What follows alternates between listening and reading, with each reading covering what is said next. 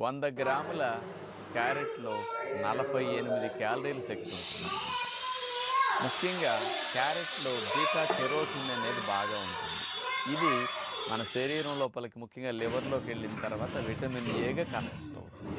ఈ క్యారెట్స్లో ఉండే beta carotene అనేది యాంటీ ఆక్సిడెంట్ లాగా ఉపయోగపడుతుంది. అంటే యాంటీ ఆక్సిడెంట్ అంటే మన కణజాలం జబ్బులు బారిన పడకుండా రక్షించడానికి బీటా కెరోటిన్ అనేది ఉపయోగపడుతుంది.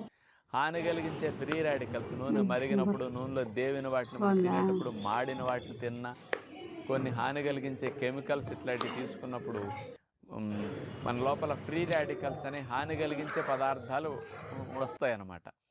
వాటన్నిటిని రిమూవ్ చేయాలంటే ఈ బీటా కెరోటిన్ బాగా ఉపయోగపడుతుంది. ముఖ్యంగా మనకి కంటి చూపు మెరుగు చేయడానికి అందరికీ క్యారెట్లు మంచిదని తెలుసు.